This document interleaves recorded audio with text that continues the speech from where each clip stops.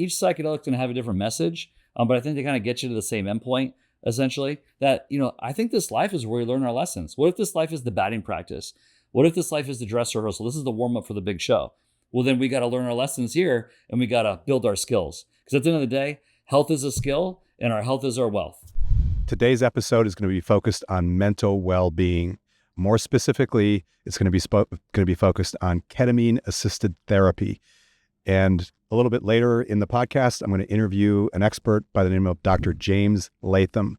And James is a board-certified anesthesiologist and an expert specifically in ketamine-assisted therapy. But before we go any further, I want to remind you that if you go to watchtodd.com, you'll have access to some materials that will help shape the way you see health, less as a goal and more of a skill, and give you the information that you need in order to measure the lifestyle, exercise, nutrition, and stress management tools that you need to change your health.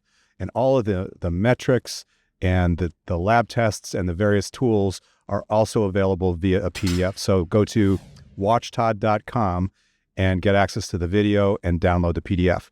So let's get this started. I know this may sound kind of crazy, but your mind is part of your body. I know it sounds silly. I mean, yes, in my opinion, there's no way to sustain optimal health. And by that, I mean, if you go overboard with things like aggressive diets, aggressive training like CrossFit, or compete in bodybuilding or fitness competitions, and do not have exceptional mental well-being, you won't ever be able to enable your physiological changes to remain permanent. You have to be in a heightened state of mental well-being to accomplish that. So before I go on, let me explain further what that is, what mental well-being is. Mental well-being is about more than just the absence of mental illness. It's a multifaceted concept that encompasses your emotional, your psychological, your physical, and I would argue even your social health. It influences how you think, how you feel, and how you behave in daily life. It also affects your ability to cope with stress. It certainly affects your ability to overcome challenges, making it easier to build relationships, to recover from life's setbacks and life's hardships. Mental well-being also, it's not a static state. It's very dynamic, and it shifts with the tides of your life's experiences, your environment, the changes thereof, and importantly, how you manage your physical health through exercise, nutrition, and lifestyle choices. It's deeply connected to your physical well-being, and there's a lot of power in natural methods like stress management, mindfulness, and physical activity to enhance mental well-being. But it affects all of your health. Let me get into that. We'll start with body composition. There's a bidirectional relationship between mental illness and metabolic syndrome. In contrast, there's also a bidirectional relationship between mental well-being, which is the opposite end of the spectrum from mental illness, and exceptional body composition. And most of that is associated with the fact that you're just more resilient when you're in a state of heightened mental well-being. And by that, I mean, if you accomplish a weight loss goal before your big, let's say, beach vacation, when you arrive to that vacation starving and in a compromised state of heightened dopamine levels because you're feeling amazing about yourself, you'll likely celebrate with massive amounts of margaritas, the sugar and alcohol, or pizza, or what I would do is ice cream. And that, followed by your dopamine levels plummeting, like the next day, leads to depression, anxiety, and then you self-soothe with more alcohol, sugar, or whatever else your favorite poison is. So mental well-being allows you to weather those things and be aware, be mindful of what you're experiencing in real time, and not react, not have so much attachment to it, and thereby maintaining body composition changes longer or even forever. Cardiovascular health. Statistics show high-stress people have heart attacks. It's not fully understood why, but we know it to be true. Low-stress people, like think about the blue zones, for example, they do not. And these are the theories: strong spiritual beliefs, strong sense of community, belonging, or the distinct lack of loneliness. Anxious people, for example, have high resting heart rates. So greater mental well-being may lead to the absence of heart disease. Strength. Depressed people are physically weaker because of less activity. Hormones. SSRIs, commonly used to treat depression, commonly lower sex hormones. Depression can drive testosterone lower because people that are depressed don't exercise. They're not eating well. They're not sleeping well. Conversely, those like you with exceptional mental well-being move well, and they move more. The outcome is better balanced hormones. Sleep, stress, and recovery. Depression lowers sleep quality. Lower sleep quality increases depression. So you've got this vicious cycle that you're creating. Anxious people have low HRV, which is correlated with all-cause mortality. Detoxification. Mental health issues may lead to substance abuse, which is very, very common, which can also lead to, of course, liver function issues. If SSRIs are used, as with many medications, liver function is challenged. Gut health. We're not sure if a compromised microbiome leads to anxiety and depression, or if anxiety and depression leads to a compromised microbiome. It's most likely a combination of both, creating another vicious cycle. There's something called the gut-brain axis. It has bidirectional implications like mental illness and metabolic syndrome. They go back and forth. Nutrients. All of the points below are affected by mental health or the lack thereof. Binge eating is a form of coping for mental health issues like anxiety and depression. Eating disorders are directly connected to various forms of mental illness. Alcohol or other substance abuses are the same. Great food choices are tightly correlated with mental well-being. Orthopedic health. Unhealthy addictions to exercise like running and CrossFit, they commonly lead to injuries, commonly lead to orthopedic issues. Essentially self-medicating for their lack of mental well-being, but instead of alcohol and sugar with exercise. That can lead to some pretty severe problems. So as you can see, mental well-being is completely intertwined with your avoidance of health problems and the pursuit of optimization. There are many tools related to lifestyle, exercise, and nutrition and stress management, all that can positively impact your mental well-being. But the most powerful tool, in my opinion, is psychedelic-assisted therapy. It has the ability to pierce a decade of traditional talk therapy. It can have a profound impact on moving you closer to a state of mental well-being in a very, very short period of time, merely by learning more about who you are and determining what you want to carry forward into the future and what you want to leave in your past. Today, most psychedelics are illegal in most states, while they're currently in FDA clinical trials. But ketamine, specifically, which has psychedelic effects, is the exception. It's been used as an anesthesia for going on about 35 years, but it's been experimented with and tested in clinical settings for psychedelic-assisted therapy purposes for decades as well. So we're going to spend time with one of the country's foremost experts to explore what all that means. And we're going to roll right into that interview right now with Dr. James Leathem. Hi, all. I'm here with my friend, Dr. James Leathem. Dr. James, let's start with explaining, just tell our guests a little bit about your background. Who are you and what do you do? Awesome, Todd. Thanks for having me. Thanks for this opportunity. Good to see you here virtually. Well, I'm a board-certified anesthesiologist, and I have 2 ketamine clinics, one in Scottsdale, one in Gilbert, Arizona. I'm one of the co-founders. I have 2 partners, Dr. Sharma and Dr. Wong. All 3 of us together are board-certified anesthesiologists. And this was our COVID pivot. Back in 2020, we didn't have a lot of work because a lot of elective surgeries had stopped. We decided to open up a ketamine clinic, and then it's grown now over the course of 4 years and really turning my passion into my career. I tell people, find your ikigai. Find what you love, what you're good at. The world needs it. You make a living from it. And that's how you're going to really feel like you're making an impact and you're following your heart, lead with your heart, essentially. Dude, I got to say. Let's talk about that. Let's talk about your love. I just want to do this because, I got the yellows ready for you too right now, man. No way. I'm just going to do it for a moment. I'm not going to sit. Putting the winning and twinning, So your love of psychedelics, can you kind of walk us through that a little bit?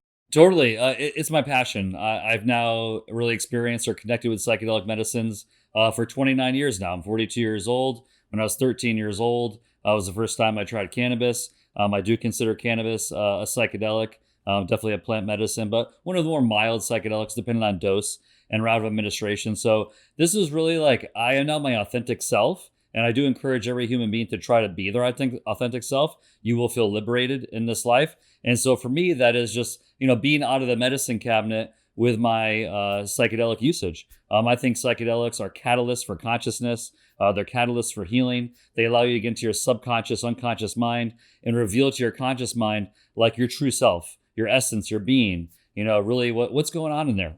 I think it's important to get to know yourself at many levels. I mean, there's a beautiful quote from Dr. Carl Jung, and it's, until you make the unconscious conscious, it will direct your life and you will call it fate. So psychedelic medicines allow you to reveal your unconscious mind to your conscious mind so that you can become the best version of you. And that's what's worked for me. I mean, they're not for everyone. They're tools or weapons, but just realizing like, hey, am I using this substance to connect to myself, or am I using this substance to escape from myself? That's the real question you got to ask yourself.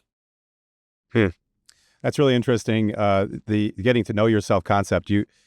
I think you kind of glossed over that a little bit. I think that as someone that didn't experiment with psychedelics at such a young age, and it's all fairly new to me, I think one of my missions is to understand who I actually am, and I think it's hard. It's hard to do that. Definitely. But if you do begin to understand who you are, at least this has been my experience, it becomes a very powerful way in which to live, in that you are more aware of how you occur to other people. Mm-hmm.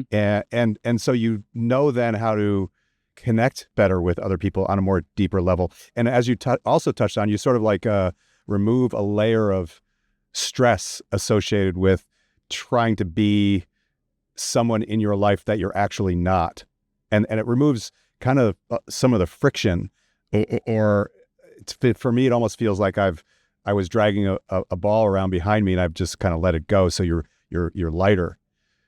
100%. Talk a little bit about psychedelics in general first. The audience should know that ketamine is the only federally legal psychedelic. Yeah. Yeah. And it's psychedelic-ish, right? Ketamine isn't a traditional psychedelic, but it's got psychedelic characteristics. Is that accurate? Totally. So much to unpack there. I totally agree with you that it is hard work. But a journey of 1,000 miles still begins with a first step. And so just knowing that, okay, I am doing this hard work, but anything worth doing in life is usually pretty difficult. But knowing that you're just going within yourself, but also doing it in a controlled, safe environment. As you mentioned, ketamine is the only federally legal psychedelic, and it is not a classic or classical psychedelic, which is the DMT, psilocybin, mescaline, LSD, that classically work on the serotonin 5-HT2A receptor system. Ketamine is more an atypical psychedelic, and it works on the NMDA receptor. So it's a dissociative anesthetic with psychedelic properties. And psychedelic, I know it's a word that's very polarizing, and a lot of people have connotation around it. Psychedelic just means mind manifesting. Psyche, mind or spirit, and then delic comes from the Greek word delos, to reveal meaning or to manifest. So literally, we're engaging with a substance that can allow us to reveal our subconscious, unconscious mind to our conscious mind. In essence. Which is how you learn. You learn. That's how you learn about yourself, right? 100%, yes. Kind of, you recognize that you've had these subconscious thoughts that you're just kind of carrying around with you like old luggage. The self-limiting beliefs, Yeah, self-limiting beliefs, or sometimes they benefit you, and you recognize these in yourself, and I think they become stronger. But the ones that you maybe were told who you are by someone when you were a kid, also become how you see yourself as an adult. And if you don't recognize them, you're not able to let them go, right? You just keep them.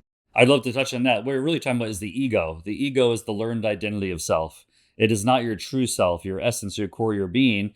And life should be a journey of discovering who are you at the core. Who is Todd Vande, his true self? Who am I? These are profound questions, and I don't think we ever get the final answer. It's that continuing to ask the questions throughout your life. Like, healing is a journey. Health is a journey. Health is a skill, right? Like, all these things are continuously need to be cultivated throughout our life to get, a more profound understanding of who we truly are, at our core. So yeah, shedding layers of the ego. The ego just likes the familiar. It doesn't mean it's got your best interest at heart. It just likes the familiar. So a lot of people will stay in a familiar hell rather than take a chance and move into an unfamiliar heaven.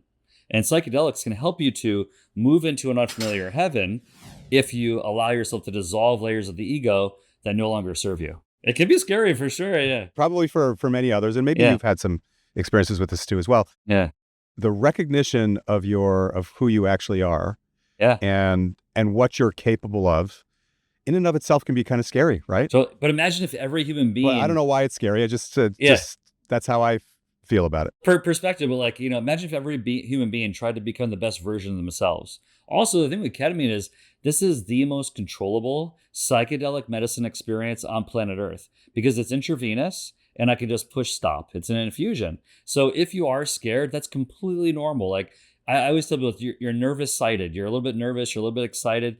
That's normal. If you weren't nervous, Nervous sighted. yeah, That's if good. you weren't nervous, then like that wouldn't be normal. So like I'm here to do the worrying. You get to do the relaxing. Because if we're both worrying and I'm going to worry for you, then no one gets to relax. So allow me to really give you this experience. And I'm going to walk you in very gently. We're going to just dip the toe in the psychedelic pool. And then if you're like, hey, this is a little bit too much, you can always push stop and come out of that in less than 10 minutes. That's why I think if someone is really curious about psychedelics, the best one to start out with, in my opinion, is IV ketamine because it's legal, it's controllable, and we're board certified anesthesiologists. We are experts in doing this. So allow me to remove the scary. A lot of times it's the unknown, right? Fear is false evidence appearing real. And sure, it's going to take courage. Doing something in the face of fear, that is courage. And I promise you, like I talked about, we're like the human operating system, and you need to upgrade your human operating system, essentially the software. And psychedelics are catalysts, for that. You can get there on your own with meditation and breath work and, therapy work and, physical exercise, like getting that mind, body, spirit connection. But ketamine and psychedelics, they are catalysts to, really move through these areas of self-discovery in a rapid nature. Yeah, they certainly help speed things up.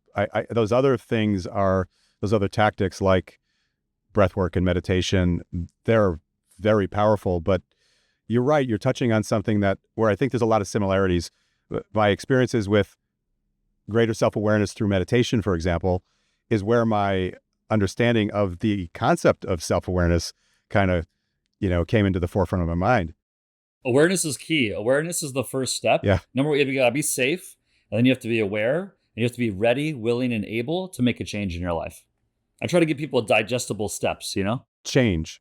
Let's talk about which is the essence of the purpose of ketamine-assisted therapy, right? It's to put you in a state where you can and are willing to make a change, and sometimes it's about how you see yourself, which informs Correct. your behavior. How does that all happen? The question that comes up is, are these things permanent? Well, the only thing that's permanent in life is impermanence, and the only constant in life is change. So we have to embrace the change and then know that, okay, ketamine, I'm trying to transform, right? A lot of times patients that are coming to me, they have treatment-resistant depression, treatment-resistant PTSD, treatment-resistant anxiety, different chronic pain syndromes. They've tried a multitude of things and they're not getting the relief they want.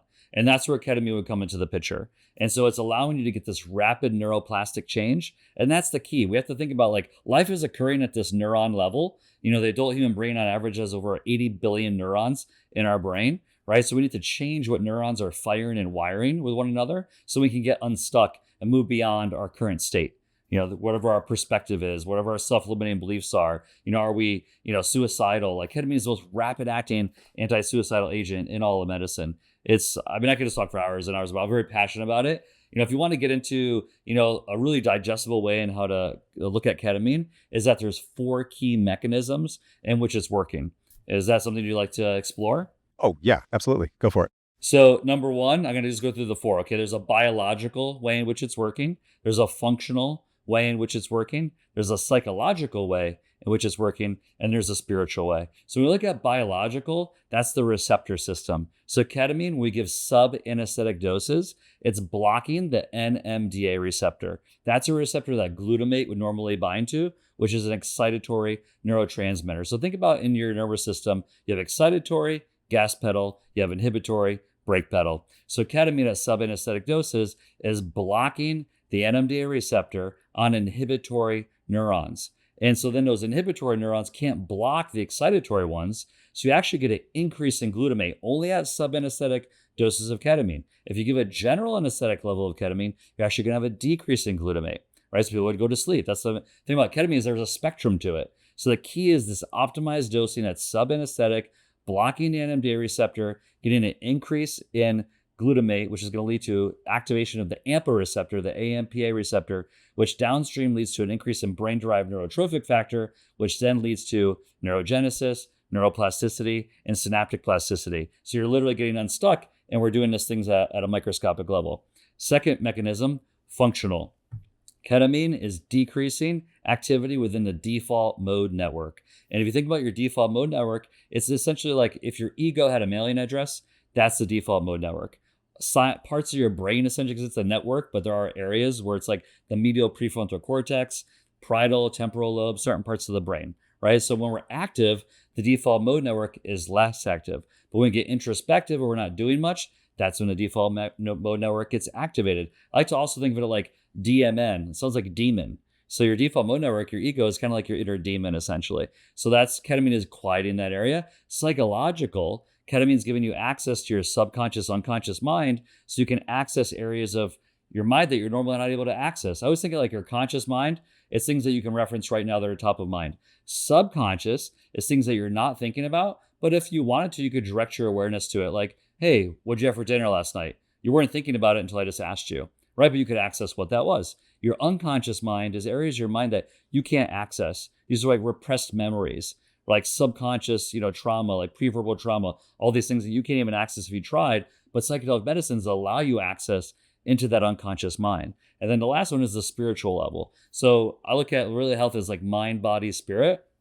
And that in the ketamine, especially at the higher doses, people can sometimes have this spiritual awakening, this mystical out-of-body experience. You can feel interconnectedness of all things. You might feel a connectedness to a higher power or source or God or whatever you'd like to call it. But you just feel a connection to something greater than yourself, which can help you to transform and then move beyond the states of suffering. The perspective shift, like just to make it simple for viewers, turn your head, imagine all your problems as your thumb. When you first come to me, they're like this. Ketamine's just going to do this.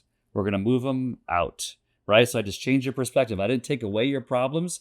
I just let you see the bigger picture, essentially. That's the key. We're all sweating the small stuff as humans, Yeah, that bigger picture that's really an interesting thing that you bring up, changing perspective and getting the bigger picture. Because when you're in the moment and you're anxious about something or you're depressed, and we're not talking about the physiological influence on mental illness, just the psychological reasons it's there or environmental reasons it's there. Like if you lost a loved one and you're suffering from depression. You got to grieve. You got the grieving's a normal human response. Yeah. It does feel like you step back and look at the totality of your life. And I would say as a patient, because I'm your patient, I would say it's probably one of the most powerful benefits of the therapy, because invariably you can see that this thing that you're experiencing or struggling with, or several things, they're just all temporary. But what you also see and recognize are all the people that loved you and helped you get to the point in time right at that moment that you're not even really considering prior to the ketamine session. You're not thinking about them and being grateful for having them. But in the session, you're just overwhelmed almost with the recognition that so many people love you and that you love them so deeply, and perhaps you just haven't recognized it well enough until that point. Yeah, it quiets the noise. Yeah, allow you to go within so you can get beyond how you're feeling. It's a reset button, essentially, right? Because like, imagine if you were... A reset button's also a good way to describe it, yeah. Yeah. Imagine if you like had your computer or your phone on forever, right? And just never gave it a break, never reboot it, never changed the software. That's kind of what we're doing, a lot of us humans out there. Like constantly just been on, and like you just need that reset. Give it a chance to reflect within. And I do think ketamine is like a mirror into your subconscious mind. And those things that are really important to you often do come up. Like your wife came up oftentimes for you in the session because she's very important, to you. So that's, you want to see like what comes up when the default mode network gets decreased, for a little bit. Yeah. The idea of permanent change coming from a ketamine-assisted therapy sessions, or a collection of them, or several of them in a row, is really interesting to me, because as you describe your service, it's not just ketamine, it's ketamine-assisted therapy. And so there's this process that is integrated that includes something similar to traditional talk therapy. And it seems as though that's the real magic. Like the ketamine itself in the appointment with you gets you into the right state that has a period of time where you're able to more easily change things, right? That's that neuroplastic state? The neuroplastic window, exactly. The neuroplastic window, okay. And how long does that last? Usually about a month or so. Ketamine is an active metabolite called norketamine. So norketamine, usually it's found in the urine for about 3 weeks or so, depending on someone's metabolism. So while it's there in the background, things are more malleable, essentially with the brain. Think of the mind or the brain as like clay, essentially, and it's like, frozen. And then ketamine comes in and like warms it up, essentially makes it more malleable. So you speak to the, permanence, right? People want long-term results, of course.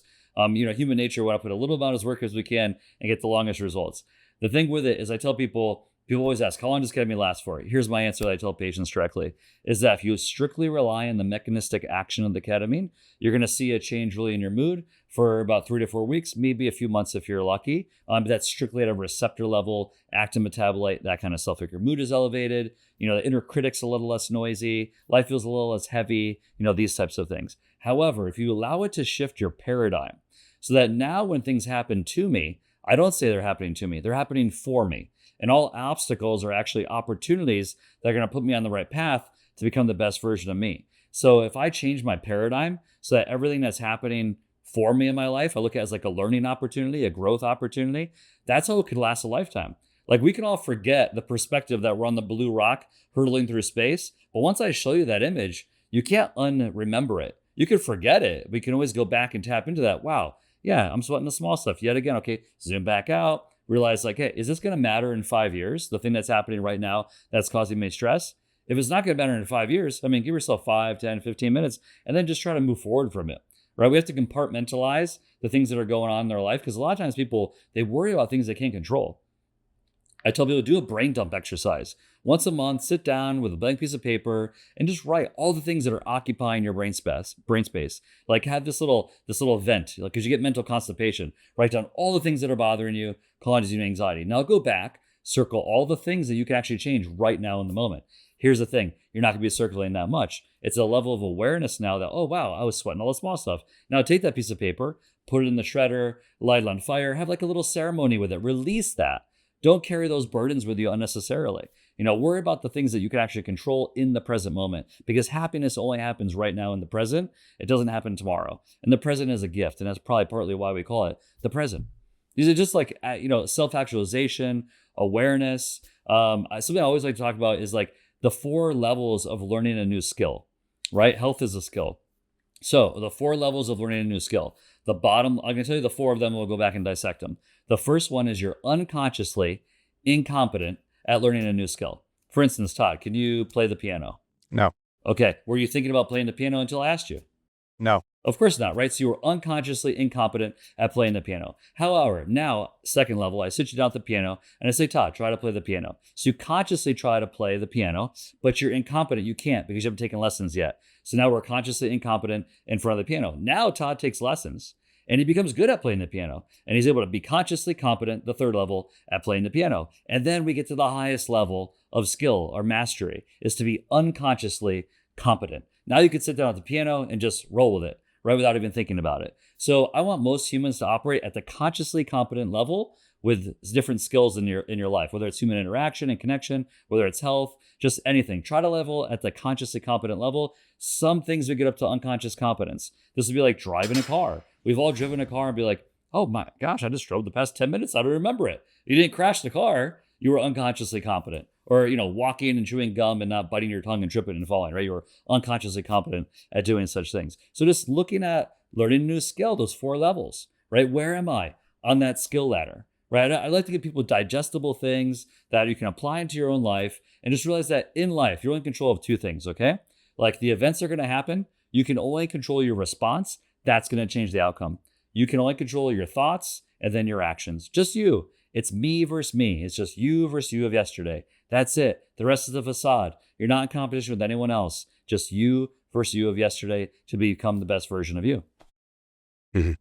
And so the integration of some of those concepts, like the issues that you face, the recognition of the things that you're carrying around with you, shift in who you see that you are, Yeah. then you tend to, or you typically, along with most other ketamine clinics or clinicians, team up with an organization that provides the integration that allows you to employ those tactics that lead to permanent change, right? Correct. Yeah, I'd love to talk about that. Yeah, the integration Let's work. explore that a little bit. Totally. Yeah. So we have a program wrapped around the medicine. Our integration coaching partners, their name is Being True to You.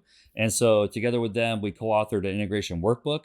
And then we're doing integration as you're going through the infusion process. So as you've now entered that neuroplastic window, now we're doing the integration, because in order to become great, you got to integrate. And integration starts with preparation. So the day before, ideally, your first infusion, you're doing a 1 hour preparation session with your psychedelic integration coach through Being True to You, over Zoom, over the phone, wherever you like to do.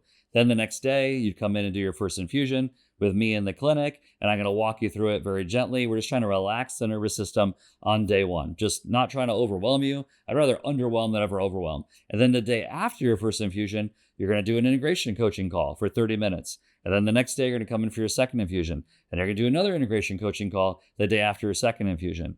You'll have a break after infusion number 3 to do your own work, and we give you tons of content to do that, working in the workbook, watching different movies that we recommend that are really good for self-actualization awareness. And then you do an integration call after number 4, and then an integration call after number 6. So you have 5 sessions or 3 hours in total of psychedelic integration coaching. I mean, this is from Joe Polish. Sell them what they want and then smuggle in what they need. Right? People want the ketamine, they want the change. They really need the integration to get them to, have like a long-term shift, or change in paradigm. Like you described the whole block of clay concept. Yeah. It's frozen. The ketamine warms it up. Yep. But if you want to have your clay become something different, it's really the integration. And it's not even the integration. The integration helps process, right? You start to recognize, oh, that's what this means. And these are this is some of the work I can do in order to be the person I want to be in the future. Correct. But then you actually have to do the work, right? And that becomes the daily practice. Yeah, we call that the daily practice. So everyone, no matter who you are, here's the foundation: nutrition, sleep, and exercise. I got to start there.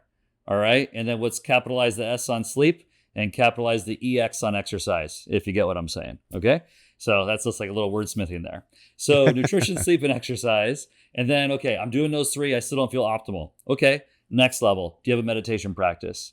Do you have a breathwork practice? Do you have a journaling practice? What's your community like? That's the new vitamin C. Who are you hanging around with most of the time? Are you self-isolating? Or do you have like a great friend group and have a great romantic relationship? And, are you a parent? Like there's just so many different levels.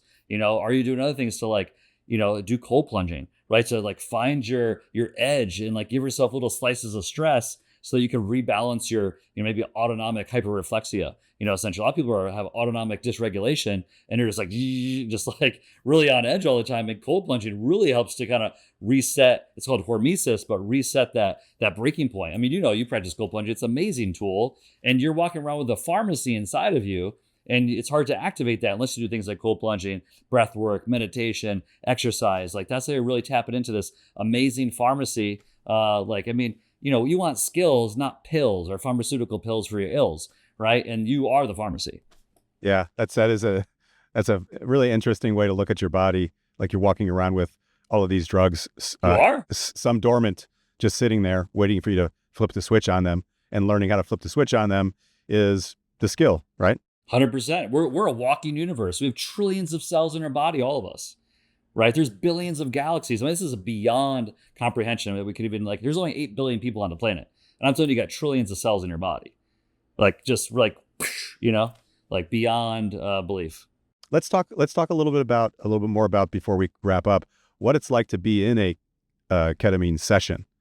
So not the integration afterwards and everything else, because there's a lot of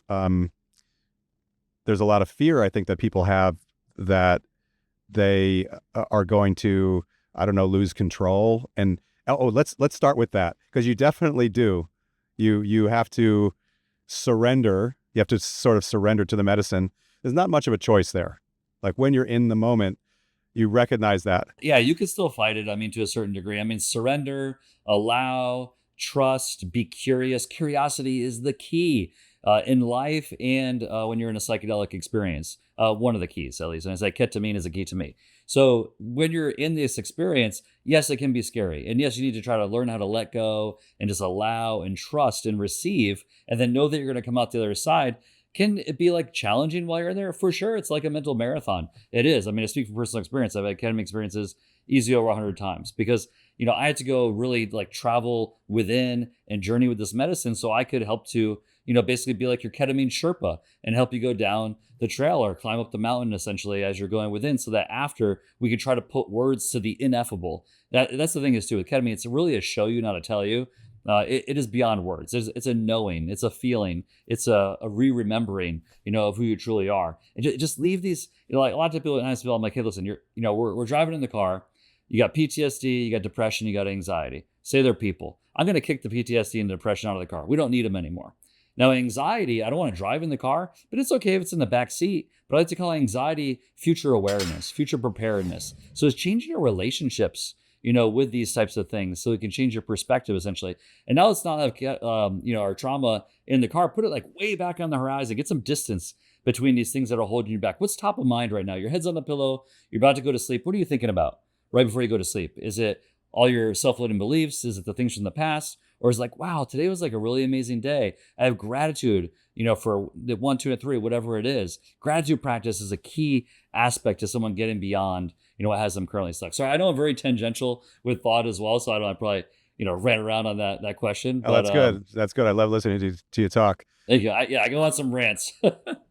So I'm going to describe what it feels like to kind of slip into Please do, yeah. a session. And then it'd be great if you can, because I've only had my own experiences, but you have access to what others have described too. So there's probably additional things like nausea is not something that I experienced. But some people can, yeah. But people can. So for me, it was a very, you have some additional bells and whistles. So we're just going to talk about the ketamine itself, like getting someone prepared for the ketamine. You have additional standard operating procedures, but totally. The ketamine itself feels like you are, it feels, as you feel the medicine hit you, it's just very, very, you feel incredibly relaxed, like more relaxed than I think I've ever felt in my life. Physically, like my body is just sort of like, oh, okay. And then eventually as the levels start to rise to optimal levels, I don't really feel my body at all.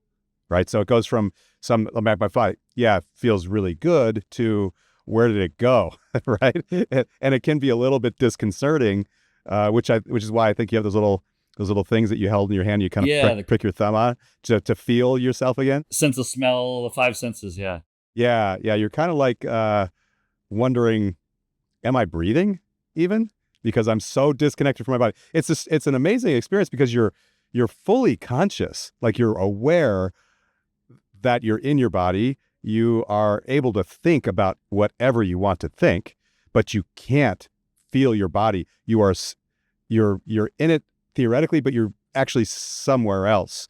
And I remember mouthing, "I've never been here before," or something to that effect, because I was like a speck in the universe. I was somewhere off, somewhere distant enough from everything to look at myself in total and learn more. Really, that was sort of my experience. It's as I tried to maybe fight that dissociative impact of ketamine, it was scary. But at the point at which I'm like, okay, I'm fine.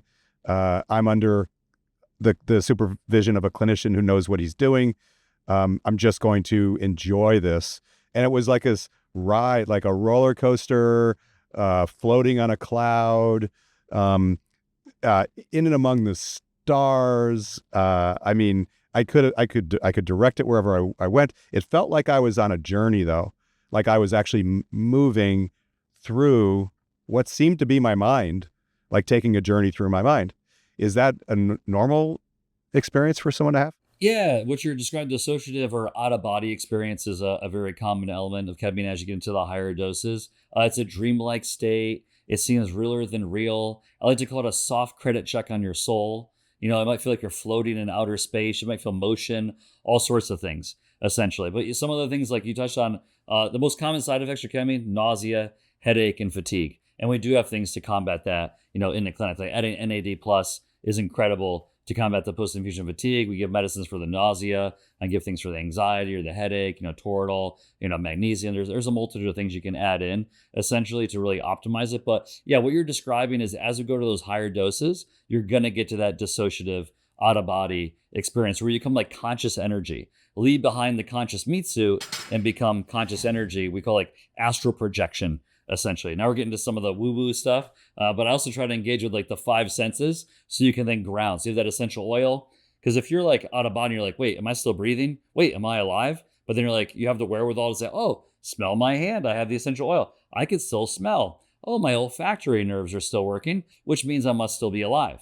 Right? Or I can feel the crystal, the point, right? It doesn't hurt, but I can feel that. So using these different grounding tools to reconnect with the body when things do get kind of overwhelming and you're on that brink of like truly letting go and moving into that dissociative experience. Because a lot of times people are right on that edge, like the most challenging infusion. I hate to tell people this, I never tell them till after, but usually the second infusion is the most challenging because we haven't gone high enough on the dose and it's not brand new like it was in the first one. So it's almost like I haven't gotten through the turbulence or the cloud cover essentially with the airplane, getting up into where the sunny skies are. So it's like you're on that edge. So really, on average, dose wise, usually about 1.5 milligrams per kilogram per hour, you're going to get to that dissociative out of body experience.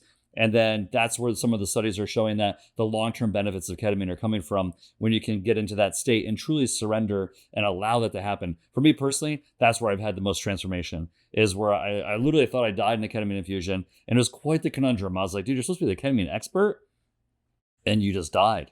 And then I was like, oh, I never said goodbye to my son and my wife, right? And there was like this point of like kind of bargaining and resistance. And I was like, no, you're in the infusion. You're okay. This is the whole trick, right? Surrender. And I just went back to be curious, be curious. That's like oftentimes my mantra. And then the infusion ended. I came back into my body. I was basically rebuilding myself at a cellular level. And I had such gratitude that I was still alive and that now I could see my wife and see my son, right? So now, that was October 30th, 2021. I have not had an infusion since then. So talk about durability. That's like that reset button, right? That's the reset button you're talking reset. about. Yeah, for me, that was like, okay, there's Terrence McKenna has a saying, who's a ethnobotanist and psychonaut from like the 80s, I think he passed away in the 90s, is that, when you get the message, do you stay on the phone or do you hang it up? It's psychedelics. Like when you've journeyed with one psychedelic enough times, to everyone individual, whatever you think. But for me personally, once you get that message, maybe hang up the phone. Maybe you don't need to go back to it over and over. Each psychedelic can have a different message,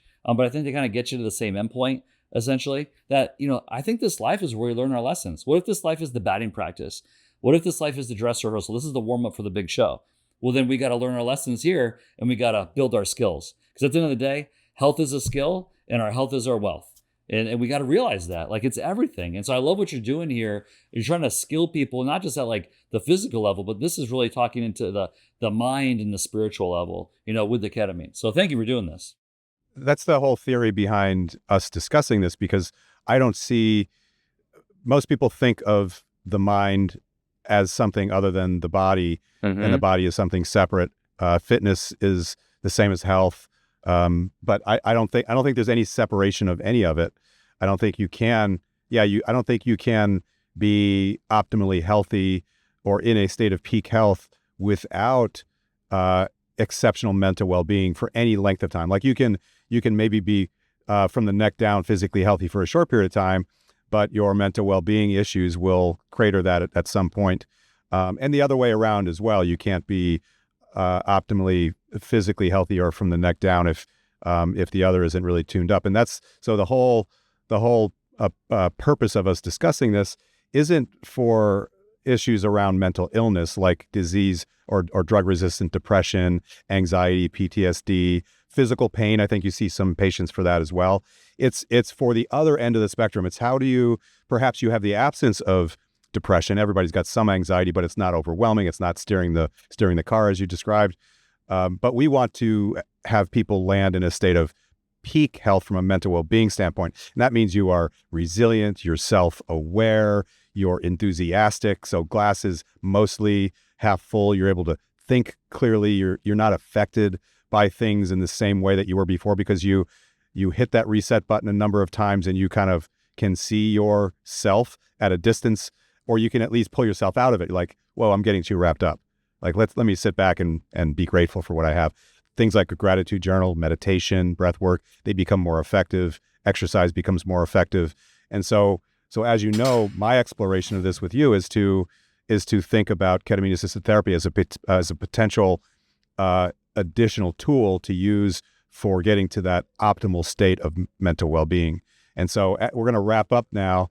And I'd like to, as a key takeaway, I think if you, as I do, recognize that mental well-being should be one of your levers to pull and one of the things that make you who you are to the greatest level, I think it's worth exploring and doing research and finding out where the local clinics are, or even perhaps taking, if you're snowbirds living in Minnesota like my parents, you want to get away from the cold, taking a medical trip down to Scottsdale for a couple of weeks and doing some sessions within and around the beautiful Scottsdale and Arizona area, and get out of the cold and learn more about yourself in the process. You'll go back to the cold in a much better state. So I think it's a worthy tool to explore, and very underutilized, I think. Meaning, in your case, where you see a lot of severe cases, I think it's utilized fairly frequently for the purpose of optimization. I think it's used rarely, and it's in my opinion, it's been a very powerful tool in my health journey for sure. Yeah, I definitely agree with you. It is, you don't have to have, clinical depression, anxiety, PTSD, chronic pain syndromes to access ketamine. We're using this off label.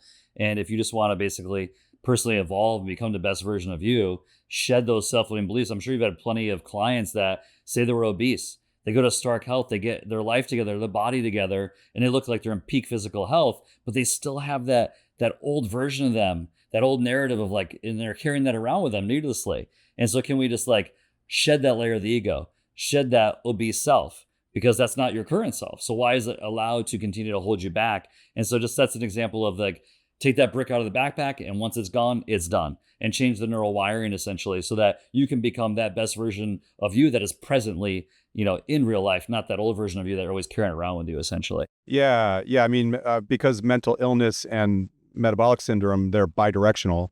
What we've experienced is it's very challenging to take that person that's suffering from metabolic syndrome to just transform their body from the neck down. It's very, very difficult, because so much of the reason why they can't is because of their mental well-being or the mental illness that they have, or even still they're on SSRIs and they're being treated for mental illness. It prohibits them from making changes from the neck down. So it's going back and forth.